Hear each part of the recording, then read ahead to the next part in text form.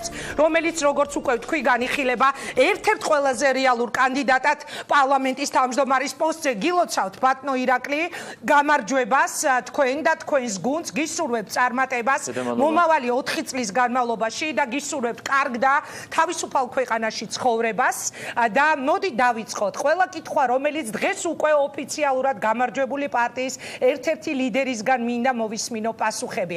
პირველი თქვენი რეაქცია, ელოდით თუ არა, რომ ბევრი მეორე ტური გექნებოდათ მოსაგები ამ არჩევნებში? კიდევ ერთხელ მოგესალმებით, დიდი მადლობა მილოცისთვის, დიდი მადლობა ჩართვისთვის, მივესალმები ტელემაყურებელს. რაც შეეხება არჩევნების შედეგებს, ჩვენ წინასწარ საუბრობდით იმაზე, რომ გეგმავდით დამაჯერებელი გამარჯვების მოპოვებას ამ არჩევნებში, ჩვენ აქცენტს ვაკეთებდით ხმათა აბსოლუტურ უმრავლესობაზე, ამორჩეულთა ხმების უმრავლესობაზე და პრინციპულად ეს მიზანი არის მიღწეული. ყოველმა მეორე ამორჩეულმა ხმა მისცა ქართულ ოცნებას, ძალიან ცოტა დაგვაქვს ჩვენ აბსოლუტურ უმრავლესობამდე და ახლობით 1.9%, თუმცა პრინციპულად როგორც უკვე ვთქვი, მიზანი მიღწეულია, ყოველმა მეორე ამორჩეულმა ხმა მისცა ქართულ ოცნებას და შესაბამისად ჩვენ ძალიან მაღალი ლეგიტიმაციით განვაგრძობთ მუშაობას ქვეყნის განვითარებაზე. ეს არის ძალიან მნიშვნელოვანი. რაც შეეხება მეორე ტურებს, ამაზეც ჰქონდა ჩვენ საუბარი, ხმათა აბსოლუტური უმრავლესობა 50% ნიშნავს იმას, რომ ძალიან მაღალი ალბათობით ნახევარში, მინიმუმ ნახევარში გვიწევდა ჩვენ მეორე ტურის ჩატარება. ეს იყო ჩვენი მოლოდინი. რეალურად ნახევარზე მეტში გვიწევს მეორე ტურები და ახლობით ოლქების 2/3-ში, რაც გამოიწვია იმან, რომ იქ სადაც მოვიგეთ მეორე ტურები შედარებით მაღალი მაჩვენებლით მოვიგეთ, ძალიან ბევრი მაჟორიტარული ოლქია ისეთი, სადაც 49-58% აიღეს ჩვენმა კანდიდატებმა. მთლიანობაში ეს შედეგი იყო მოსალოდნელი, ზოგადად დემოკრატიის მაღალ ხარისხზე მეტყველებს ის, რომ ბევრი მეორე ტური ტარდება საპარლამენტო არჩევნებში. ჩვენ მზად ვართ მეორე ტურისთვის და დარწმუნებული ვართ, რომ ყველა მეორე ტურს მოვიგებთ ყველა მაჟორიტარულ ოლქში. ანუ გამოვარო ბატონო ირაკლი, გამოვა რომ თუ ხარ დარწმუნებული რომ მოიგებთ ყველა მეორე ტურს, გამოვა რომ ყველაფერი მოიგეთ თითქმის თქვენ და ერთადერთი პირობა, რომელიც ვერ შესრულდა თქვენი მხრიდან, იქნება ის, რომ თქვენ ამომრჩეველს პირდებოდით, რომ გაქრებოდა რადარებიდან ქართული პოლიტიკიდან ნაციონალური მოძრაობა და ჩვენ ვხედავთ, რომ ჯერჯერობით ბოლომდე დაუცვლელი შედეგებითაც კი 27% დაიწერა სააკაშვილის გუნდმა. ეს დარღვეული პირობა რითი შეგიძლიათ ახსნათ? თქვენ პირდებოდით მაყურებელს ამომრჩეველს, რომ ისინი გაქრებოდნენ. სხვა ვერცერთი პარტია ვერ აღმოჩნდა ბარიერს ზევით, გარდა პატრიოტებისა, იქაც მიდის რაღაც პროცენტების ჩამოწევა, აწევა. ანუ ვერ შეასრულეთ ეს დაპირება, რომ გააქრობდით ქართლის ნაციონალურ მოძრაობას. ხო, გაქრობაზე როგორცაც ჩვენ არ გვისაუბრია, ჩვენ საუბრობთ იმაზე, რომ ნაცმოძრაობა არჩევნების შემდეგ აღარ იქნებოდა მნიშვნელოვანი ფაქტორი ქართულ პოლიტიკაში. სრულად გეთანხმებით, რომ ეს ამოცანა არ არის შესრულებული, თუმცა პრინციპულად აქაც გვაქვს ეს მიზანი შესრულებული. ნაცმოძრაობა ვეღარ იქნება იმ, ასე ვთქვათ, მნიშვნელობის ფაქტორი ქართულ პოლიტიკაში ამ არჩევნების შემდეგ, როგორც ის იყო ამ არჩევნებამდე. მთავარი და ერთადერთი ოპოზიციური ძალა, დიდი ძალა პარლამენტში, ვინც იჯდება თქვენს წინ, რა თქმა უნდა, თუ ისინი შევლენ პარლამენტში, იქნებიან სწორედ ნაციონალები. 27% ამ დროის მონაცემებით 27% და ჯერ ბევრი არ ჩატარებული მეორე ტური იმაზე მეტყველებს, რომ თქვენ ძალიან ძლიერი ოპოზიცია გეჯდებათ პარლამენტში, ბატონო ირაკლი და მთავარ სიტყვის ისევ ოპოზიციურ ფლანგზე სააკაშვილის გუნდი.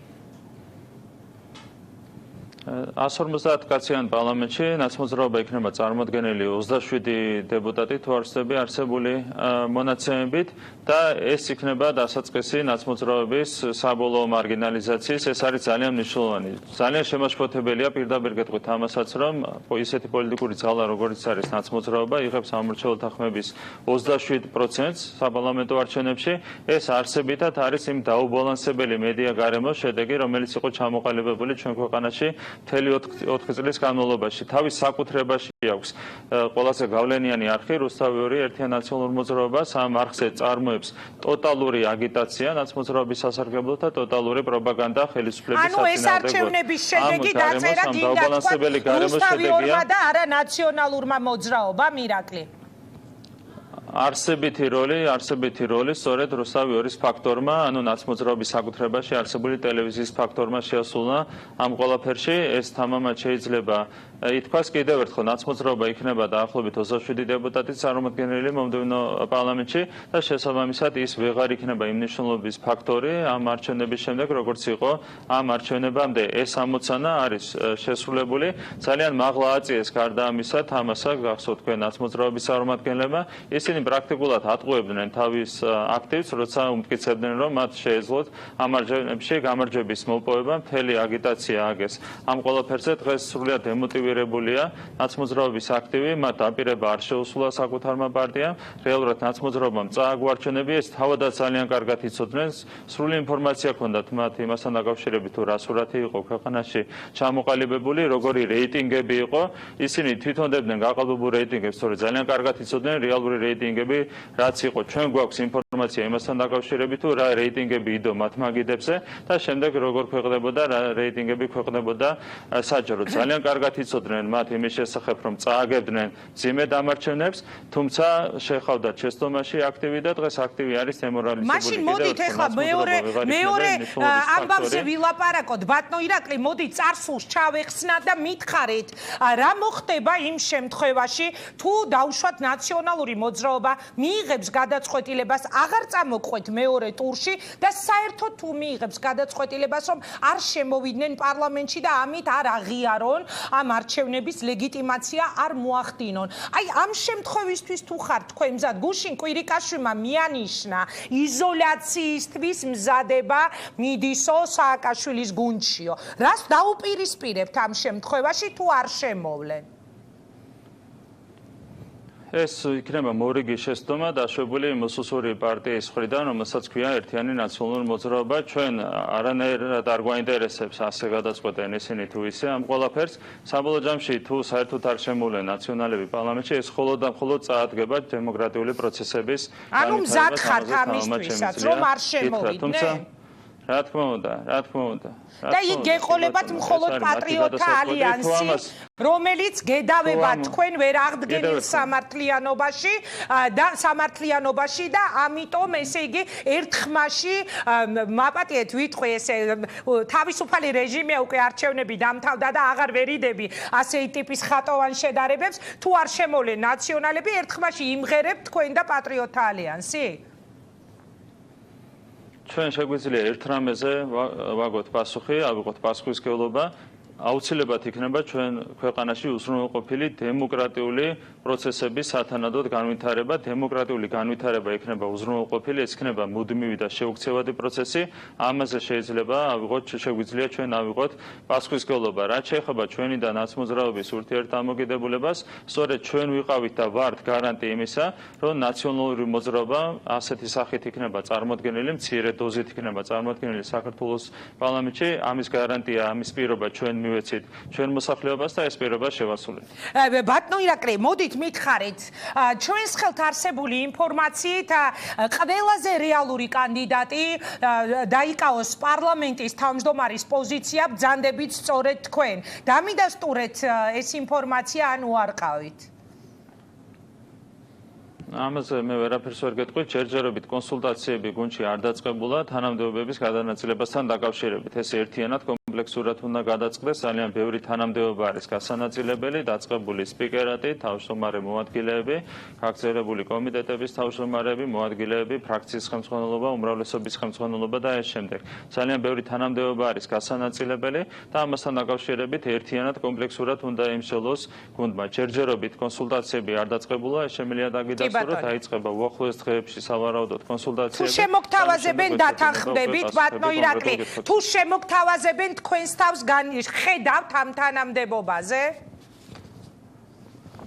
დავალოდოთ კონსულტაციებს და ამის შემდეგ შეგვიძლია კონკრეტული პასუხი. მე ერთი კითხვა მინდა დაგისვათ. საკონსტიტუციო უმრავლესობა, რომელიც ხელფეხს გაგიხსნით ნებისმიერი გადაწყვეტილების მისაღებად, რაც თქვენს გუნდს მიაჩნია მიზანშეწონილად და საჭიროდ. შეიძლება თუ არა ვიფიქროთ, რომ ერთ-ერთი მთავარი გადაწყვეტილება იქნება პრეზიდენტის გამოსახლება ავლაბრის სასახლიდან და მისი შესახლება ათონელის რეზიდენციაში და ასევე პარლამენტის მიერ მიღებული საკონსტიტუციო ცვლილება იქნება თუ არა ერთ-ერთი პირველი, რომ მომავალი პრეზიდენტი აირჩიოს პარლამენტმა. ამაზე უკვე ერთხელ ხაზგასმით ისაუბრა ბიძინა ივანიშვილმა და მან ირაკლი ღარიბაშვილიც კი არ გამორიცხა მომავალი პრეზიდენტის თანამდებობაზე.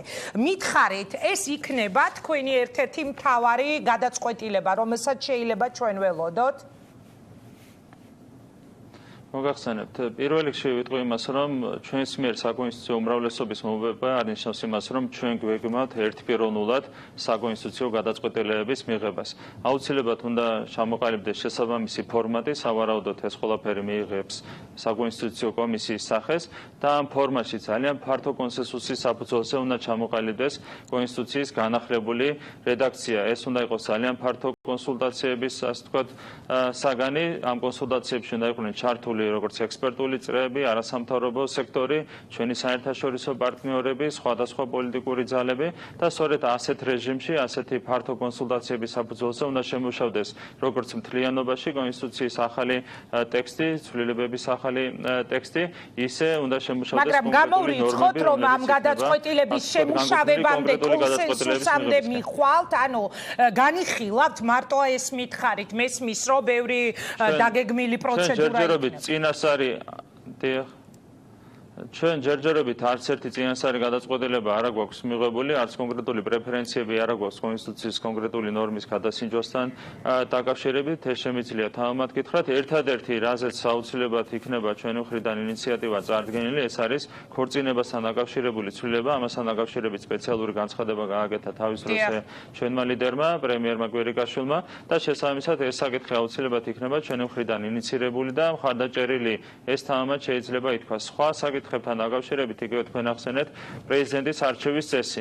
პრეზიდენტის არჩევის წესი ვერ იქნება იზოლირებულად განხილული სხვა ნორმებისგან, კონსტიტუციის სხვა ჩანაწერებისგან, ეს პირდაპირ არის დაკავშირებული ზოგადად მმართველობის ფორმასთან, რომელსაც ასევე გარკვეული მოდიფიკაცია შეიძლება შეეხოს ასეთი, ასე ვთქვათ, კონსენსუსის არსებობის შემთხვევაში. არც ერთი წინასწარი გადაწყვეტილება კონსტიტუციასთან დაკავშირებით ჩვენ მიღებული არ გვაქვს. ანუ ადასტურებთ 1-2-დან, რომ ოჯახის თაობაზე თქვენს მიერ გაცემული დაპირება წინა საარჩევნოდ აუცილებლად იქნება ასახული კონსტიტუციაში. ბატონო ირაკლი, მითხარით უკვე დასასრულისკენ მივდივართ ჩვენ.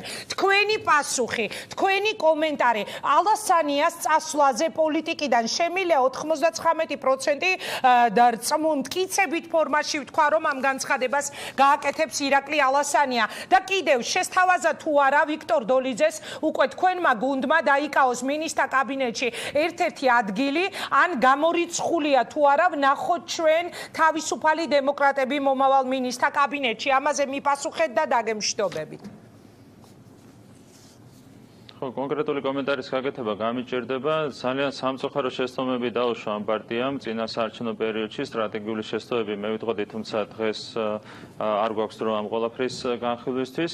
არიან ადამიანები, რომლებიც სიმპათიებს იწვევენ ამ გუნდში, აქედან გამომდინარე არ გამოვრიცხავ, რომ მათთან გაგრძელდეს თანამშრომლობა. თუმცა რა ფორმით შედგება ეს თანამშრომლობა, ამაზე დღეს ბუნებრივია ვერაფერს ვეთქვი. ანუ თქვენ ეს გავრცელებული ინფორმაცია ეხლა მე პირდაპირ ეთერში პრაქტიკულად დამიდასტურეთ. არიან ადამიანებიო, ვისთანაც შეიძლება გაგრძელდეს თანამშრომლობა, ანუ ეს ადამიანები არიან მაგალითად იგივე ვიქტორ დოლიძე, ზურაბ ჯაფარიძე, გია ცაგარეიშვილი, შეგიძლიათ რომ ეს მითხრათ? კი, მე სპეციალურად კონკრეტული გვარები არ ჩამოთვალე და ვერ ჩამოთვლი ამ კონკრეტულ გვარებს. კიდევ ერთხელ ზოგადად თანამშრომლობას არ გამოვრიცხავთ კონკრეტულ ადამიანებთან. სამთავრობო დონეზეც მათ შორის. ფორმით გაგრძელებათ ვერ გეტყვით, მაგას უკვე ვერ გეტყვით, ეს ყველაფერი არ არის ჩემი გადასაწყვეტი, მე გამიჭირდება კომენტარის. მადლობა მინდა გადაგიხადოთ, კიდევ ერთხელ გისურვოთ წარმატება და აბა თქვენიცით იმედია მომავალი 4 წელი არ გახდება სანანებელი იმ ადამიანებისთვის, ვინც ქართულ ოცნებას მისცა ხმა. მე კი როგორც ჟურნალისტი ვისურვებ, რომ მომავალი 4 წელი იყოს თავისუფალი გარემო, დემოკრატიული გარემო და როგორც ჟურნალისტი საგანგებოდ გავუსვი მე ამას ხაზი. ვისურვებდი, რომ იყოს მართლაც ძალიან მაღალი ხარისხის თავისუფლება ამ ქვეყანაში. მადლობა, რომ იყავით ჩვენთან ერთად. სახელისუფლებო გამარჯვებული პირობას გაძლევთ პირადად თქვენს და ჩვენ ამორჩევალს. მადლობა. კარგი, თუ რამეა მე შეგახსენებთ გამარჯვებიდან მეორე დღეს დადებული ეს პირობა მექნება არქივში შენახული. წარმატებები თქვენ, მადლობა ბატონო ირაკლი, მაშასე ირაკლი კობახიძე, გამარჯვებული გუნდის ერთ-ერთი ლიდერი და ჩვენი ინფორმაციით მომავალი სპიკერობის ერთ-ერთი ყველაზე რეალური კანდიდატი იყო ეხლა პირდაპირ ეთერში და ყველაზე საინტერესო სხვა პასუხებთან ერთად აღმოჩნდა